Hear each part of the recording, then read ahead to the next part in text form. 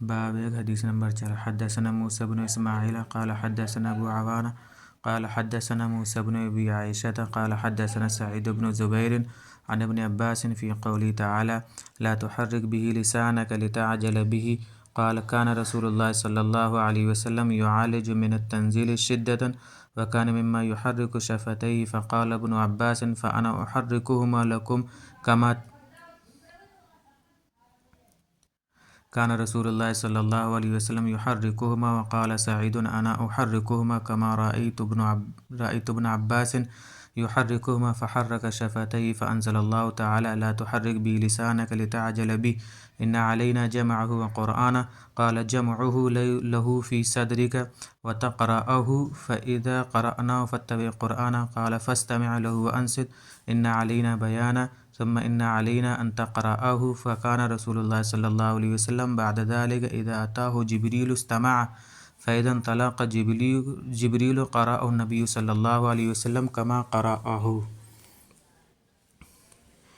زبیر نے ابن عباس رضی اللہ عنہما سے کلام الہی لا تحرک به لسانک لتعجل به کی تفسیر کے سلسلے میں سنا کہ رسول اللہ صلی اللہ علیہ وسلم نزول قرآن کے وقت بہت سختی محسوس فرمایا کرتے تھے، اور اس کی علامتوں میں سے ایک یہ تھی کہ یاد کرنے کے لیے آپ اپنے ہونٹوں کو ہلاتے تھے۔ ابن عباس رضی اللہ عنہما نے کہا میں اپنے ہونٹوں کو ہلاتا ہوں جس طرح آپ ہلاتے تھے۔ سعید کہتے ہیں میں بھی اپنے ہونٹوں کو ہلاتا ہوں جس طرح ابن عباس رضی اللہ عنہما کو میں نے ہلاتے دیکھا۔ پھر انہوں نے اپنے ہونٹ ہلائے۔ ابن عباس رضی اللہ عنہما نے کہا پھر یہ آیت اتری کہ اے محمد قرآن کو جلد جلد یاد کرنے کے لیے اپنی زبان نہ ہلاؤ، اس کا جمع کر دینا اور پڑھا دینا ہمارا ذمہ ہے۔ ابن عباس رضی اللہ عنہما کہتے ہیں یعنی قرآن آپ صلی اللہ علیہ وسلم کے دل میں جمع دینا اور پڑھا دینا ہمارے ذمے ہے، پھر جب ہم پڑھ چکیں تو اس پڑھے ہوئے کی اتباع کرو۔ ابن عباس رضی اللہ عنہما فرماتے ہیں کہ اس کا مطلب یہ ہے کہ آپ اس کو خاموشی کے ساتھ سنتے رہو، اس کے بعد مطلب سمجھا دینا ہمارے ذمے ہے،